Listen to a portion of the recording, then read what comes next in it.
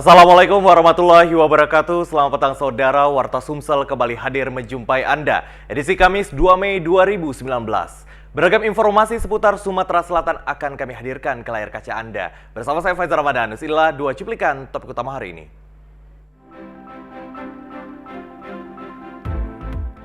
Momentum Hardiknas 2019 masih diwarnai keterbatasan proses pendidikan, terutama infrastruktur dan kesejahteraan guru di daerah terpencil.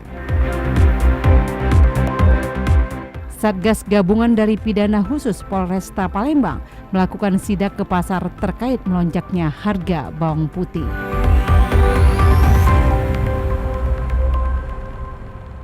Selain dua topik utama tadi, kami akan merangkum beragam informasi lainnya dalam Warta Sumsel. Kini kita ikuti informasi selengkapnya. Momentum Hari Pendidikan Nasional, kondisi infrastruktur maupun kesejahteraan guru di desa pedalaman seperti di Kabupaten Musirawas dapat dikatakan jauh dari yang dicita-citakan.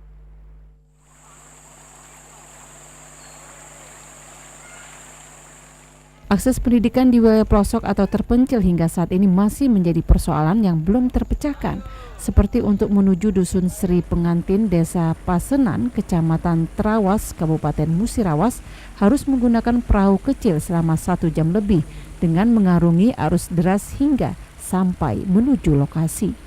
Dusun yang dihuni sekitar 73 kepala keluarga hingga saat ini masih belum teraliri listrik.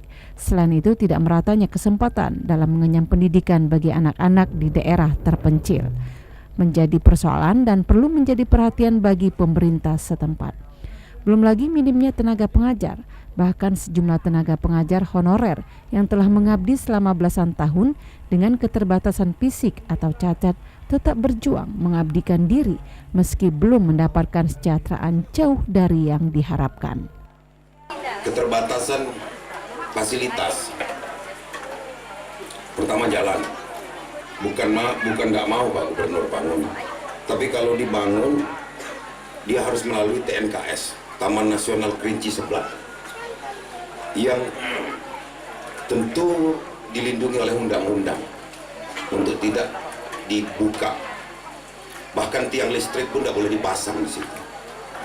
Sekolah ini bukan nggak mau Pak Bupati bangun SMP, tapi kecukupan murid, karena setiap sekolah itu harus ada jumlah murid.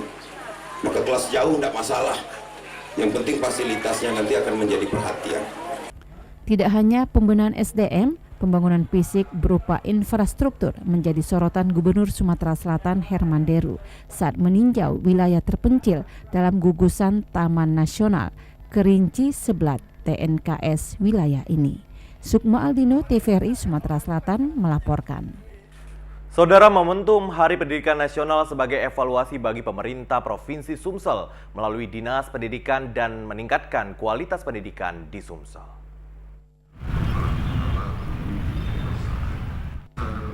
Pendidikan merupakan tolok ukur pembangunan nasional dalam berbagai bidang kehidupan. Untuk itu, pendidikan di Sumatera Selatan perlu ditingkatkan kualitasnya dengan melengkapi berbagai sarana prasarana pendukung dan SDM-nya itu sendiri. Selain itu, memberikan layanan terbaik kepada seluruh masyarakat dengan fasilitas sekolah yang memadai. Gubernur Sumsel Haji Herman Deru mengungkapkan hal ini saat peringatan Hardiknas tahun 2019 hari ini. Dengan momentum Hardiknas, pemerintah dapat mengetahui apa yang sudah diberikan bagi kemajuan pendidikan di Sumsel, sehingga pemerataan pendidikan dapat lebih terjamin dan akhirnya mutu pendidikan dapat meningkat. Dari tahun ke tahun kita gunakan ini untuk mengevaluasi apa yang sudah kita perbuat dari semua jajaran pendidiknya, siswanya, bahkan pemerintah yang menaunginya. Apa yang sudah diperbuat, baik kuantiti, quality, juga tahapan berikutnya, dan yang paling penting kita harus tidak ketinggalan zaman. Kepala Dinas Pendidikan Sumsel Widodo menegaskan, untuk meningkatkan kualitas pendidikan di Sumsel perlu dukungan dari seluruh komponen masyarakat, terutama para guru yang terus mengikuti perkembangan dan perubahan teknologi. Selain kurikulum, pembelajaran terus diperbaharui dengan mengikuti perubahan teknologi. Berperilaku dan karakter sesuai dengan program visi misi gubernur untuk membenahi aksesibilitas siswa agar semua anak sekolah dengan membenahi program sekolah gratis. Yang kedua juga meningkatkan mutu KBM. Salah satunya adalah terus meningkatkan kualitas guru, mencukupkan guru, meningkatkan guru, kemudian juga menaik prosesnya. Salah satunya adalah menggunakan sekolah-sekolah bermutu kita tambahi dengan kurikulum Cambridge untuk meningkatkan. Momentum Hardiknas juga sebagai evaluasi dari Distrik Sumsel untuk lebih memajukan pendidikan di Sumsel dan tidak ada anak yang tidak bersekolah karena tidak memiliki biaya. Tim Liputan TVRI Sumatera Selatan melaporkan. Saudara, tantangan dunia pendidikan di tanah air tidak hanya datang dari luar tetapi juga dari dalam negeri sehingga memerlukan perhatian dari pengelola dan para pemangku kepentingan. Pembenahan dalam dunia pendidikan, khususnya pendidikan tinggi di tanah air sekarang ini merupakan sebuah keharusan agar dapat menyesuaikan dengan perkembangan yang terus terjadi. Pada momentum Hari Pendidikan Nasional 2 Mei hari ini, Profesor Indawan Sahri, Wakil Rektor Universitas Muhammadiyah Palembang mengungkapkan, seluruh pemangku kepentingan dalam dunia pendidikan perlu secepatnya beradaptasi dengan perkembangan yang melaju begitu pesat. Hal itu penting untuk menghadapi tantangan dari dalam maupun luar negeri. Kemajuan teknologi informatika mendorong pihak-pihak terkait menyesuaikan sistem pendidikan dengan situasi global. Ada tantangan global maupun tantangan nasional. Tantangan global dan nasional tersebut sekarang isunya itu diramu dalam bentuk revolusi industri 4.0 ya. Nah, di dalam merespon revolusi 4.0 tersebut, memang pendidikan sekarang itu harus lebih adaptif terhadap kebutuhan masyarakat.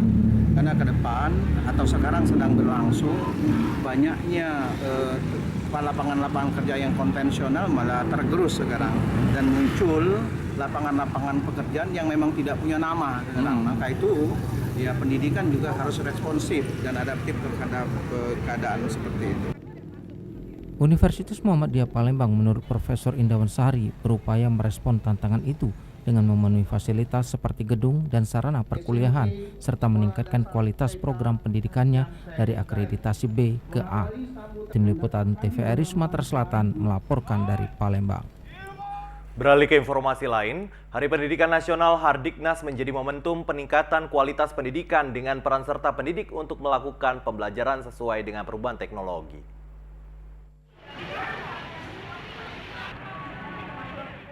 Perkembangan teknologi informasi saat ini perlu diimbangi dengan para guru yang mau tidak mau harus melakukan perubahan dalam segala hal, utamanya dalam proses pembelajaran. Para guru terus melakukan inovasi dan melakukan pembelajaran sesuai dengan perkembangan teknologi, sehingga apa yang disampaikan ke anak didik akan terus melekat dan menjadi motivasi anak didik untuk masa depan mereka. Hal ini dikemukakan Kepala SMP Negeri 9 Palembang, Haja Hastia, saat pengelepasan siswa kelas 9 hari ini di Palembang. Ditegaskan, para guru tentunya harus mengikuti perkembangan iptek dalam mengajar, sehingga ilmu yang diberikan kepada guru menjadi pondasi dasar bagi siswa dalam melanjutkan ke jenjang pendidikan selanjutnya. Tentunya di dalam tanggal 2 Mei ini kami sebagai pendidik tentunya akan meningkatkan kualitas pendidikan yang harus melihat ke depan bahwa perkembangan zaman, kemudian juga tetap pada berdasarkan karakter dan agama.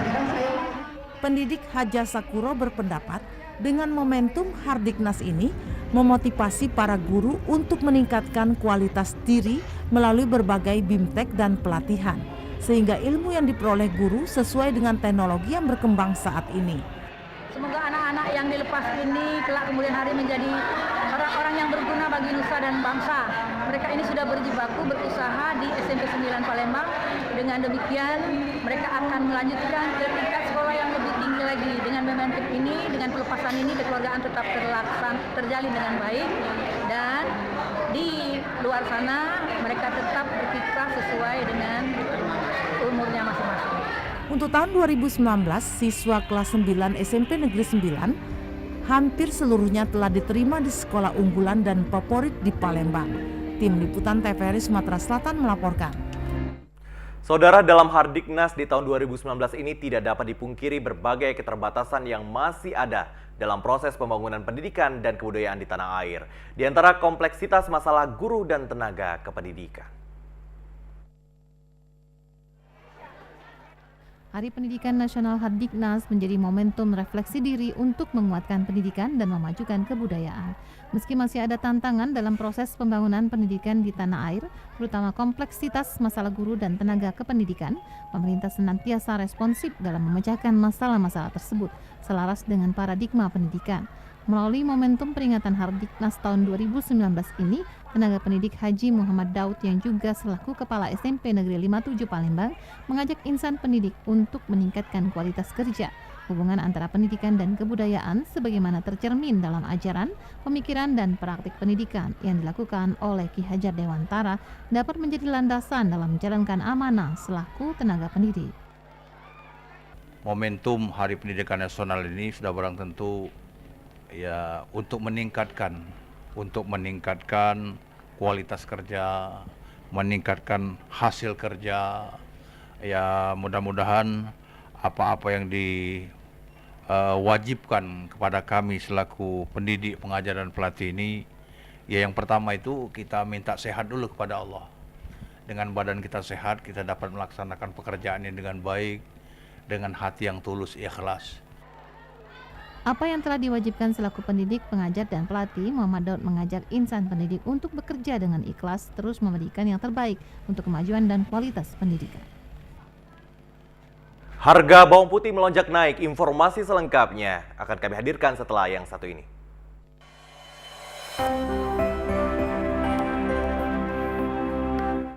Terima kasih masih bersama kami dalam Warta Sumsel. Kini kita ikuti informasi selanjutnya.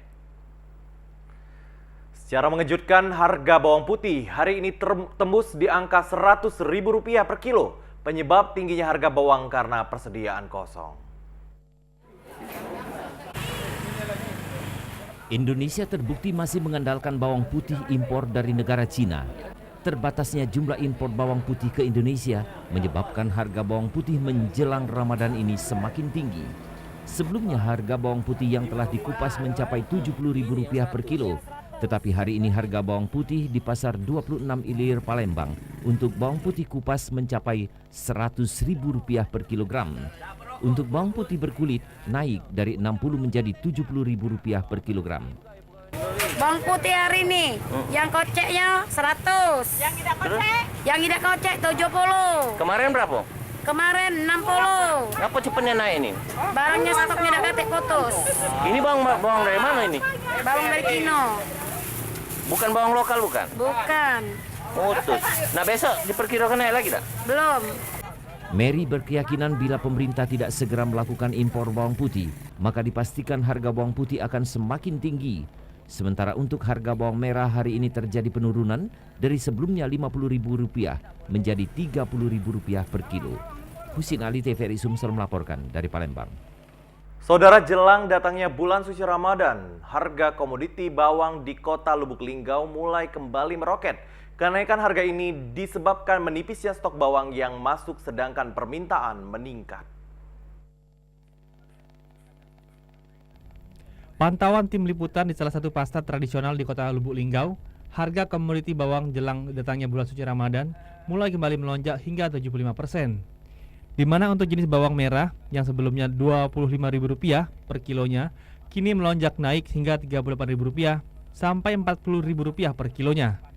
Sedangkan untuk jenis bawang putih turut juga mengalami lonjakan, yakni dari semula hanya Rp30.000 per kilonya, kini meroket Rp48.000 per kilonya.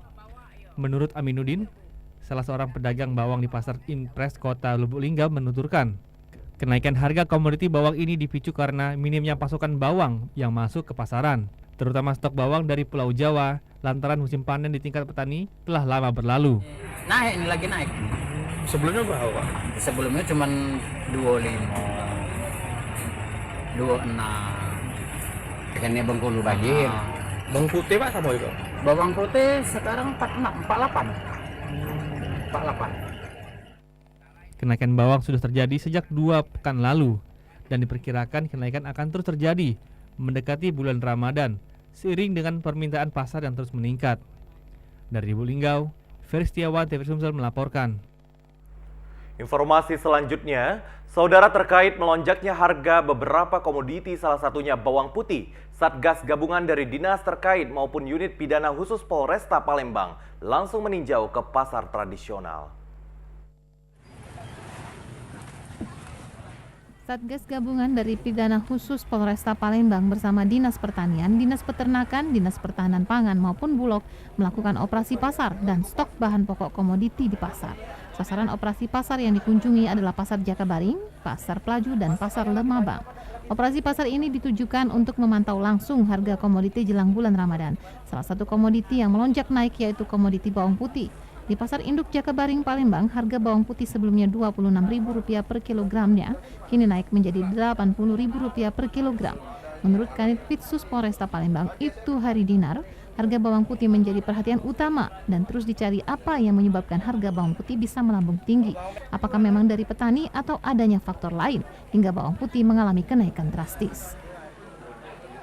Jadi kita lakukan operasi pasar yang mana kita temukan bahwasanya ada kenaikan harga bawang putih yang sangat signifikan di angka 80.000. Sejauh ini dari faktor yang ditemukan dari hasil operasi tadi, kurangnya pasokan dari pusat.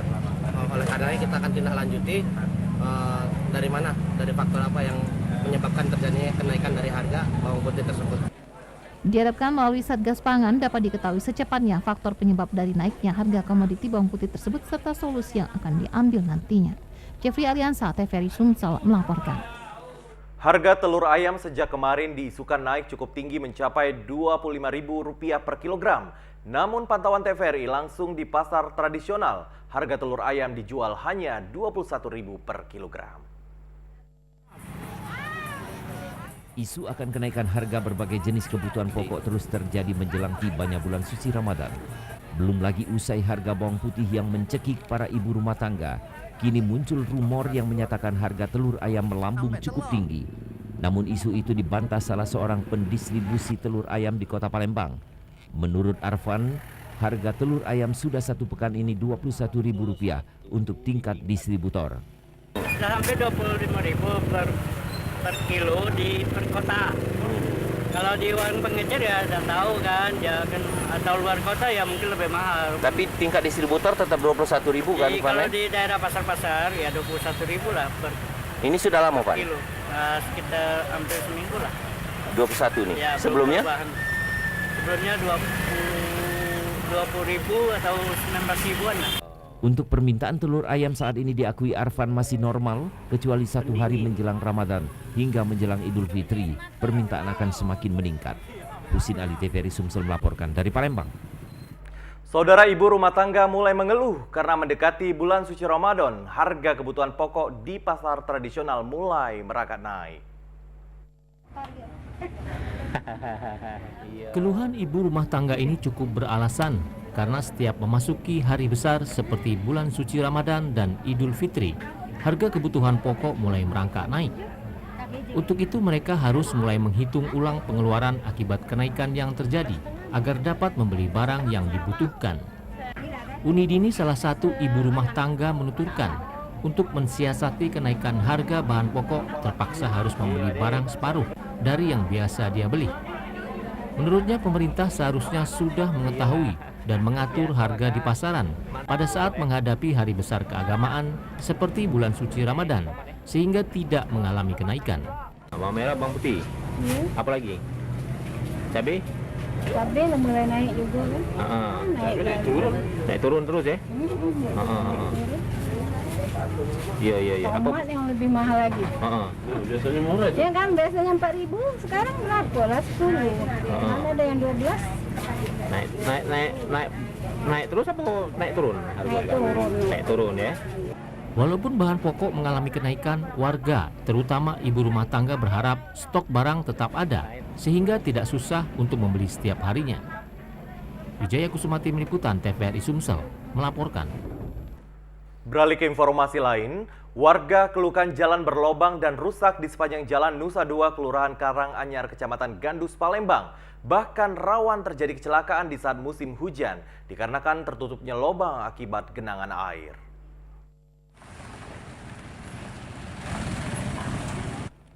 Kerusakan jalan ini sudah hampir 1 bulan dan belum diperbaiki oleh pemerintah.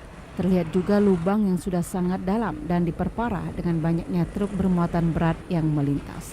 Tak heran saat musim hujan banyak kecelakaan yang terjadi, khususnya pengguna kendaraan roda 2, dikarenakan lubang yang tertutup oleh genangan air. Darium, salah satu pedagang yang berjualan di Jalan Nusa Dua ini, keluhkan debu saat musim kemarau dan banjir pada saat musim penghujan. Debunya saat tebal pernah masalah deh. Dia kan masuk-masuk tempat jualan itu, tempat jualan. Debunya banyak. Kalau hujan ya bermasalah juga banyak.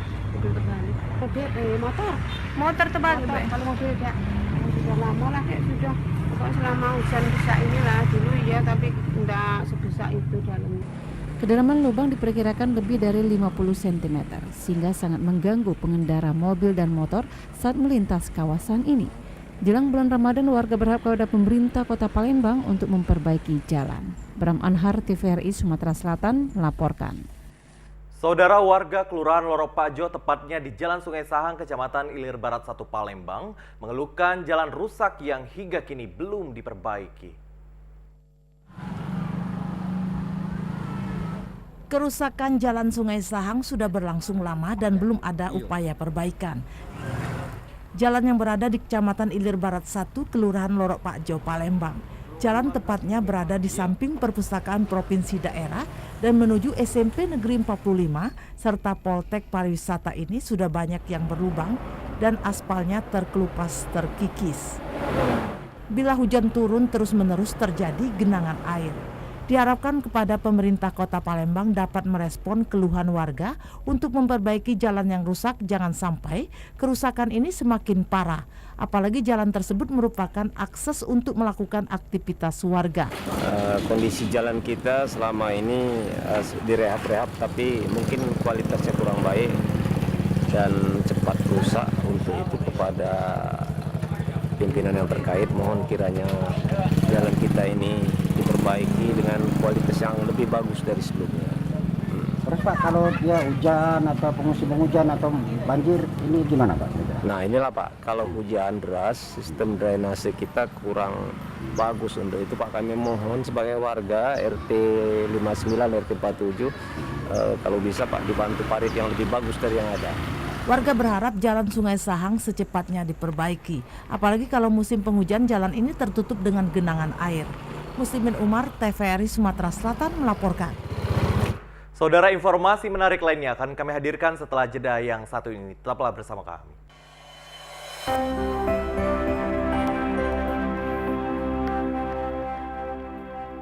Terima kasih masih bersama kami dalam Warta Sumsel. Kini kita ikuti informasi selanjutnya. Saudara, Bidokes Polda Sumsel melayani dan mengobati petugas pemilu yang saat ini sedang bertugas, dibekali mobil ambulan, tenaga medis, serta obat-obatan.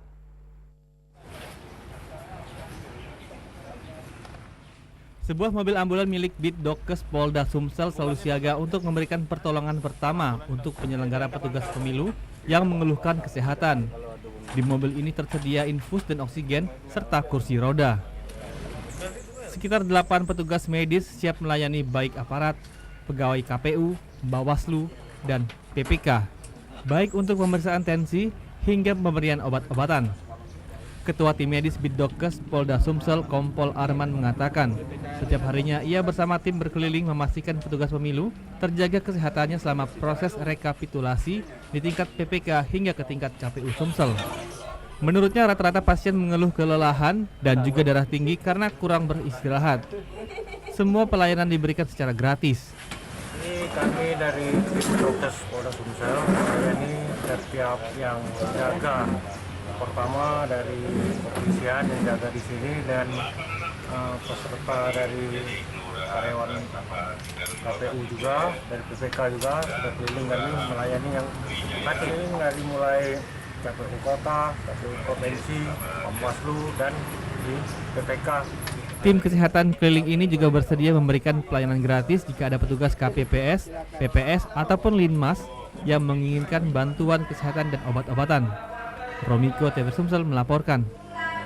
Saudara, Komisi Pemilihan Umum 4 Lawang yang akan menggelar pleno tingkat kecamatan menuai protes dari caleg DPRD Kabupaten 4 Lawang. Mereka menilai KPU 4 Lawang dan PPK tidak profesional. Tidak terima keputusan KPU 4 Lawang, para caleg dari Dapil 2 dan ratusan massa pendukung mendatangi kantor Kecamatan Muara Pinang, Kecamatan 4 Lawang untuk menanyakan kebenaran akan dipindahkannya pleno tingkat PPK tersebut. Menurut Raka Warsi, caleg dari Partai Golkar, dirinya berkeberatan kalau pleno tingkat PPK digelar di kabupaten. Pasalnya, selama berlangsungnya tahapan hingga pleno PPK, caleg provinsi selesai, situasi tetap kondusif. Yang lebih mengherankan lagi, sudah 2 hari sejak pleno penghitungan caleg provinsi selesai, tidak nampak satupun petugas PPK yang berada di kantor Camat Muara Pinang. Kami tanya PPK di sini, tidak ada PPK salah satu pun, tidak ada panwas satu pun. Nah, jadi yang ada di kota sama aparat keamanan. Jadi kalau dibilangin masalah keamanan, tidak terima, Pak? Tidak terima. Aman di sini. Menjamin? Dijamin. Ini kami berapa partai? Ada 3 partai, ada PKS, ada Nasdem. Serupa terjadi di Kecamatan Tebing Tinggi, 4 Lawang. Caleg dari Partai Nasdem dan ratusan massa pendukung mendatangi kantor Camat Tebing Tinggi. Mereka memprotes pleno rekapitulasi yang dinilai terjadi penggelembungan suara caleg. Pelaksanaan plenonya tidak sesuai dengan peraturan PKPU nomor 4 2019 pasal 18 huruf 1B. Yang itu menjelaskan bahwa PPK itu harus membuka C1 berhologram ketika mau memulai pelaksanaan pleno PPK. Tetapi yang dilaksanakan PPK hanya membuka DA1. DA1 yang kosong ditempel ke dinding, baru PPS merekap sesuai C1 salinan mereka. Dan mereka tidak membuka. Dan itu dilanjutkan dengan satu kelurahan Tanjung Kupang. Di situ hasil rekap kami dengan beberapa parpol bahwa sudah ada penggelembungan suara. Kinerja dan profesionalitas KPU 4 Lawang kembali dipertanyakan. Dari molornya jadwal pleno tingkat PPK hingga wacana menggelar pleno tingkat PPK Kecamatan Muara Pinang ke kabupaten atau ke Kecamatan Tebing Tinggi yang dijadwalkan pada Rabu 1 Mei hari ini. Beralih ke informasi lain, Dinas Pendudukan dan Catatan Sipil Disduk Capil Kota Palembang terus melakukan pencetakan kartu identitas anak KIA yang sangat dibutuhkan menjelang tahun ajaran baru. Sejak dilakukan launching pada 7 Januari 2019 yang lalu, pemohon kartu identitas anak yang sudah masuk ke kantor Disduk Capil Kota Palembang melalui kantor-kantor kecamatan sudah berjumlah 155.000 pemohon. Dari kesemuanya baru sekitar 70.000 pemohon yang telah memperoleh KIA dan selanjutnya akan terus dikebut pencetakannya. Masih banyaknya KIA yang belum terselesaikan bukan disebabkan keterbatasan belangko KIA, namun Disduk Capil sebelum pemilu lalu lebih memprioritaskan pencetakan IKTP dibandingkan KIA. Saat ini Disduk Capil Kota Palembang terus melakukan pencetakan kartu identitas anak KIA yang banyak dijadikan syarat utama mendaftarkan anak pada sekolah-sekolah pada saat tahun ajaran baru. Kepada masyarakat Kota Palembang yang sudah melakukan permohonan untuk pencetakan KIA, kami harapkan bersabar karena saat ini kami baru saja menyelesaikan untuk kemarin kita pelaksanaan Pilpres dan pemilu legislatif. Nah, itu kami memang fokus untuk penyelesaian perekaman untuk bagi pemula yang akan melakukan pencoblosan pada saat pemilu tadi. Sementara itu untuk pelayanan pencetakan IKTP saat ini masih terkendala keterbatasan keberadaan belangko yang dikirimkan dari Kementerian Dalam Negeri. Tim Liputan TVRI Sumatera Selatan melaporkan. Informasi selanjutnya, saudara, potensi usaha minyak dan gas bumi di Indonesia masih sangat potensial hingga tahun 2050 mendatang. Usaha pengelolaan minyak bumi dan gas hingga tahun 2050 prospeknya sangat bagus. Jika dilihat dari cekungan-cekungan yang ada di Indonesia, masih banyak yang belum dieksplorasi, yang berarti kemungkinan untuk menemukan cadangan minyak masih ada. Selain itu, penggunaan energi yang berasal dari fosil ini diprediksi masih digunakan hingga tahun 2050, beriringan dengan penggunaan energi alternatif. Kepala Divisi Formalitas SKK Migas Didi Setiadi mengatakan, bisnis hulu migas masih sangat menarik dan dikembangkan terutama di Indonesia. Kalau dilihat dari prospek usaha migas itu sampai dengan tahun 2050 dan lain sebagainya itu masih sangat bagus prospeknya, karena dilihat dari sisi cadangan atau cekungan-cekungan yang harusnya dieksplorasi aja di Indonesia itu masih banyak yang belum dieksplorasi. Artinya bahwa kemungkinan untuk menemukan cadangan-cadangan lebih besar lagi itu masih ada gitu ya. Nah, kemudian dari sisi bauran penggunaan energi alternatif dan lain sebagainya itu sampai dengan tahun 2050 itu ternyata energi dari fosil atau energi dari migas itu masih juga volume kebutuhannya juga masih besar.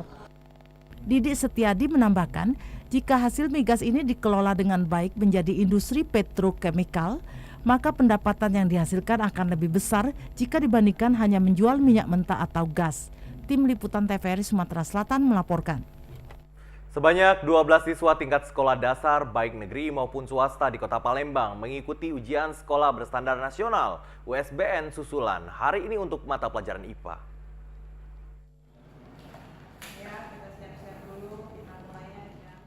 Ujian sekolah berstandar nasional atau USBN tingkat sekolah dasar telah dilaksanakan secara serentak pada tanggal 22 hingga 24 April 2019 dengan mata pelajaran yang diujikan yaitu Bahasa Indonesia, Matematika, dan IPA. Namun karena ada beberapa faktor yang mengharuskan beberapa siswa untuk mengikuti USBN susulan, seperti faktor sakit, Dinas Pendidikan menggelar jadwal USBN susulan yang dilaksanakan pada tanggal 26 dan 29 April serta tanggal 2 Mei 2019 hari ini. Kasih Kurikulum Sekolah Dasar Dinas Pendidikan Kota Palembang Ahmad Kamil mengatakan, dari sebanyak 19.223 pelajar tingkat SD di Kota Palembang yang terdaftar mengikuti USBN, sebanyak 12 siswa harus mengikuti USBN susulan dikarenakan kondisi sakit. Pelaksanaan USBN susulan dipusatkan di SD Negeri 238 Palembang. Namun ada beberapa pelajar terpaksa harus melaksanakan USBN susulan di rumah sakit. Peserta ujian sekolah berstandar nasional pada tahun ini 2019 berjumlah 19.233 orang yang semuanya mengikuti kegiatan ujian. Namun ada beberapa sekolah atau anak yang tidak dapat mengikuti ujian karena beberapa hal, diantaranya sakit dan lain sebagainya. Namun demikian sampai saat ini sudah dapat dilaksanakan secara baik dan tetap dalam mengikuti kegiatan ujian susulan tersebut. Ahmad Kamil berharap hasil USBN yang akan diumumkan pada tanggal 22 Juni nanti menjadi hasil terbaik dan semua pelajar SD di Kota Palembang dinyatakan lulus serta dapat melanjutkan sekolah ke jenjang lebih tinggi. Ari Eka Ansori, TVRI Sumsel melaporkan. Saudara, lulusan sekolah menengah kejuruan atau SMK saat ini telah dibekali kompetensi keahlian yang disesuaikan dengan perubahan teknologi sehingga siap bersaing di pasar kerja. Kesiapan siswa SMK ini terbukti banyaknya lulusan SMK yang telah diterima bekerja di dunia usaha dan dunia industri walaupun belum lulus. Keberhasilan siswa SMK ini akibat kompetensi keahlian yang dimiliki siswa SMK kini telah mengikuti perkembangan zaman, sehingga saat lulus para siswa SMK mampu untuk bersaing di pasar kerja. Kepala SMK Negeri 3 Palembang Hajah Hernawati mengungkapkan hal ini saat pengelepasan siswa kelas 12 SMK Negeri 3 hari ini. Dikatakan sekitar 20% siswa yang telah diterima bekerja di hotel, bisnis pemasaran, dan juga bekerja di tempat lainnya. Pelepasan ini bukan akhir dari siswa, tetapi merupakan awal bagi siswa untuk melanjutkan ke jenjang pendidikan selanjutnya. Insya Allah mudah-mudahan anak-anak ini semuanya sukses, berhasil, lulus semua, dengan harapan nanti anak-anak ini nanti menjadi anak-anak yang sukses nantinya sesuai dengan bakat kemampuan mereka nanti. Walaupun belum pengumuman, mereka sudah diterima di dunia kerja dan industri di Sumatera Selatan ini. Kita ada perhotelan, kemudian juga ada bisnis pemasaran, jadi di mall, kemudian juga di industri yang lainnya. Pelepasan siswa SMK Negeri 3 diikuti sebanyak 415 siswa dan pengumumannya kelulusan melalui website sekolah baru dilaksanakan pada tanggal 6 hingga 13 Mei mendatang. Muslimin Umar melaporkan dari Palembang.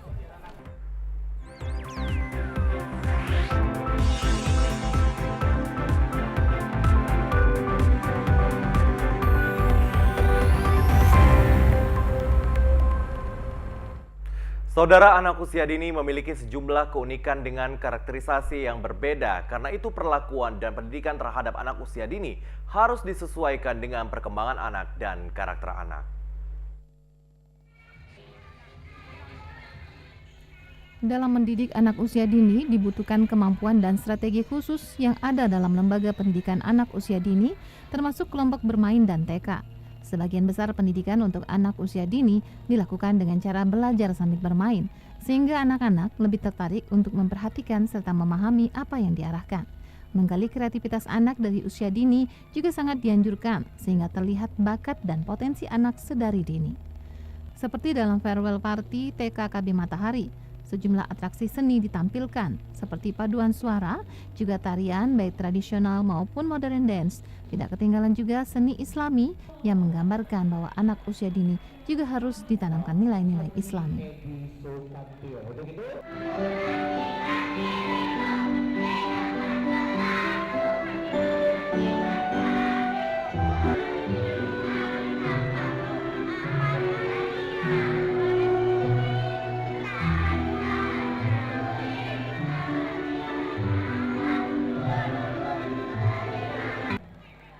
Menurut Ketua Lembaga Matahari Haji Edi Sukamtio didampingi Kepala Sekolah TK Matahari Haja Eva Susanti, pihaknya bersama seluruh tenaga pendidik TK Matahari berupaya mencetak generasi Islami yang cerdas, juga beriman dan bertakwa, dan diharapkan menjadi generasi yang berprestasi di masa depan.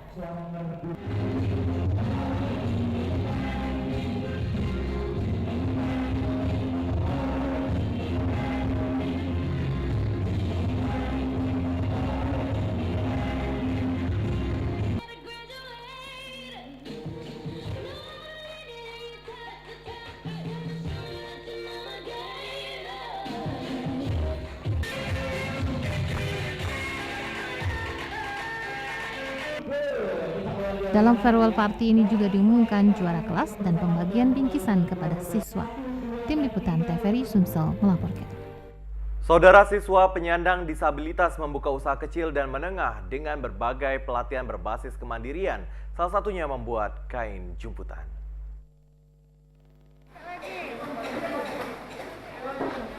Siswa penyandang disabilitas tidak bisa hanya dibekali kemampuan akademik karena akan tetap kalah dalam persaingan, sehingga sekolah memberi berbagai skill tambahan yang dapat dikembangkan sendiri oleh siswa pasca lulus. YPAC memberikan pelatihan membuat kain jumputan karena termasuk paling banyak dicari selain kain batik. Pasarnya di tingkat lokal cukup besar dengan biaya produksi yang cukup murah. Kepala Sekolah Luar Biasa kategori B Tunarungu Wicara YPAC Palembang Legora Harjo mengatakan upaya kemandirian siswa didorong karena masih belum meratanya hak penyandang disabilitas dalam memperoleh pekerjaan. Menurutnya, apalagi akses pasar dan permodalan saat ini jauh lebih mudah serta dapat dijangkau kapanpun. Sangat menarik, yang bikin menarik itu adalah bisa salah satunya untuk menambah ilmu, yang kedua bisa menjadikan bisnis. Pernah batik aja bukan pelatihan itu lombanya aja sudah di Bandung ini. Salah seorang siswa disabilitas M. Sumantri mengatakan sangat senang dengan pelatihan-pelatihan. Ia berharap perhatian pemerintah tidak sebatas fasilitasi kemampuan saja. Setelah lulus itu dia bisa berusaha atau usaha kecil. syukur-syukur dia bisa lebih profesional untuk mendirikan usaha kecil menengah. Bram Anhar, TVRI Sumatera Selatan melaporkan. Beralih ke informasi lain, guna menjaga suasana kondusif saat bulan Ramadan, petugas gabungan merazia hotel, penginapan, dan tempat hiburan malam.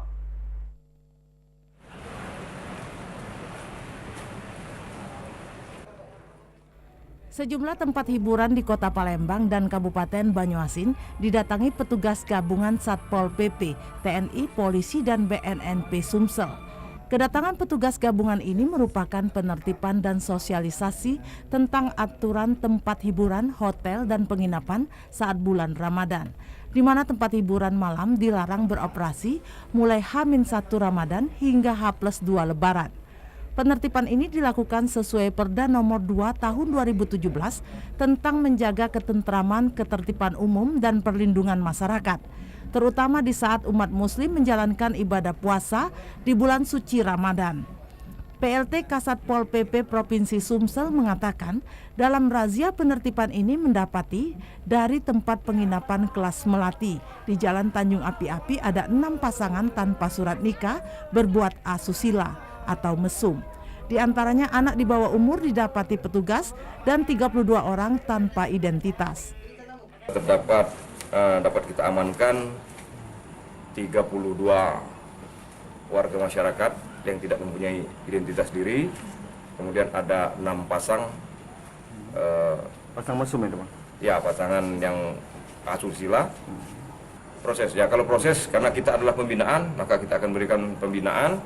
Kemudian kita suruh buat surat pernyataan dan diharapkan mereka akan memenuhi ya, aturan-aturan ketentuan ini dan tidak akan terulang kembali.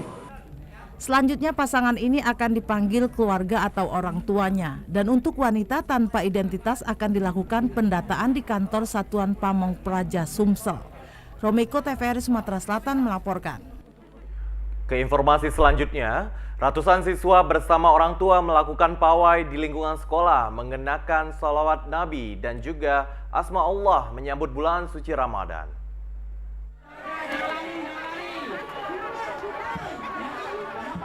Beragam kegiatan yang dilakukan masyarakat untuk menyambut bulan suci Ramadan 1440 Hijriah. Salah satunya yang dilakukan Sekolah Islam Terpadu Cendikia Faiha ini. Ratusan siswa bersama orang tua berjalan berkeliling sekitar sekolah menggemakan sholawat Nabi dan juga Asma Allah.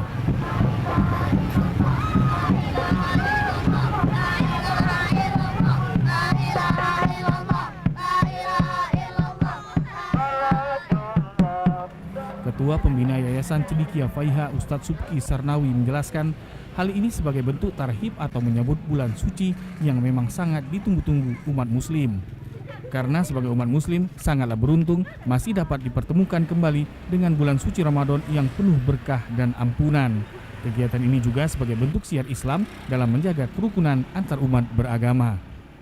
Untuk memeriahkan bulan suci Ramadan yang insya Allah kita temui beberapa hari lagi, merasa terpanggil untuk selalu kita mensyiarkan Ramadan dan bagian-bagian yang lain dalam rangka kerukunan kita bersama, bahwa Ramadan ini adalah bulan suci yang ditunggu oleh semua orang yang hatinya tergetar, beriman, menunggunya lama sekali, dan kita semua adalah hamba Allah yang beruntung karena masih dipertemukan dengan bulan suci Ramadan tahun ini.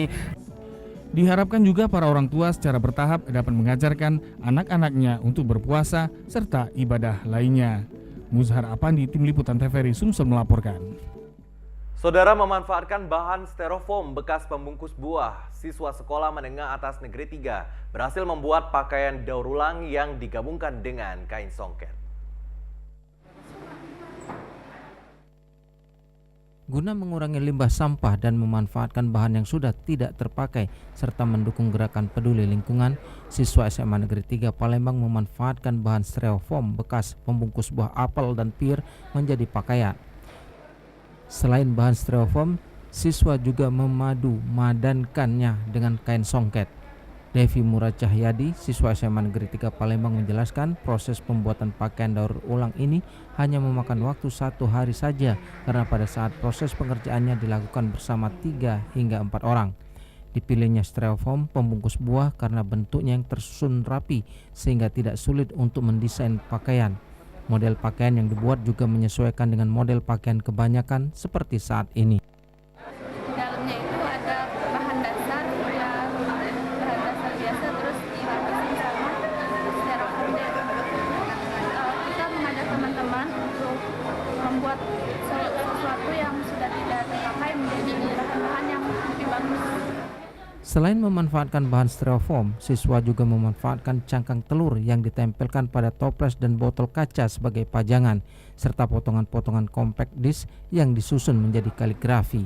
Bram Anhar, TVRI Sumatera Selatan melaporkan.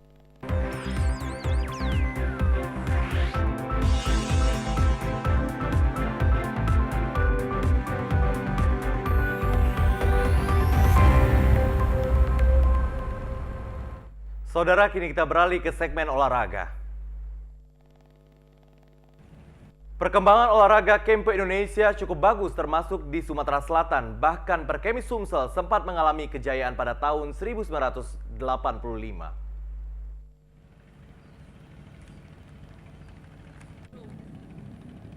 Untuk merebut kembali kejayaan Kempo, pengurus Persaudaraan Kempo Indonesia Perkemi Sumsel terus melakukan pembinaan para atlet Kempo.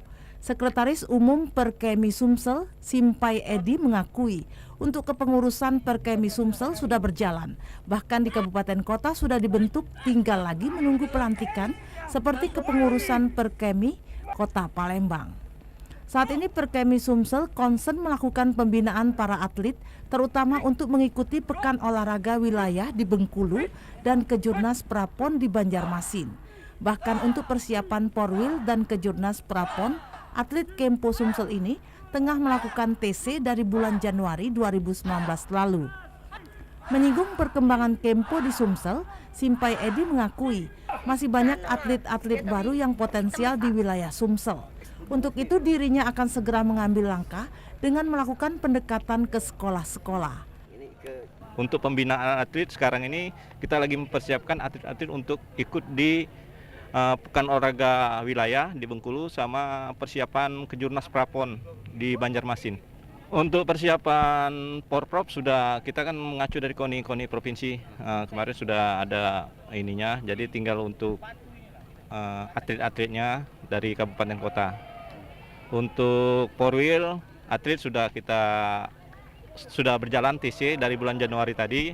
Jadi TC-nya sudah berjalan dari Januari, TC Porwil sama TC Kejurnas Prapon. Perkemi Sumsel terus melakukan ekspansi agar bisa menjaring dan membina atlet-atlet di daerah. Tim Liputan TVRI Sumatera Selatan melaporkan. Saudara, informasi tadi mengakhiri perjumpaan kita dalam Warta Sumsel untuk edisi hari ini. Terus perbarui beragam informasi Anda bersama kami, TVRI Sumatera Selatan sebagai jembatan informasi Wong Kito. Akhir kata, saya Faisal Ramadanus beserta kerabat kerja yang bertugas mengucapkan terima kasih. Saya akhiri dengan wassalamualaikum warahmatullahi wabarakatuh. Sampai jumpa.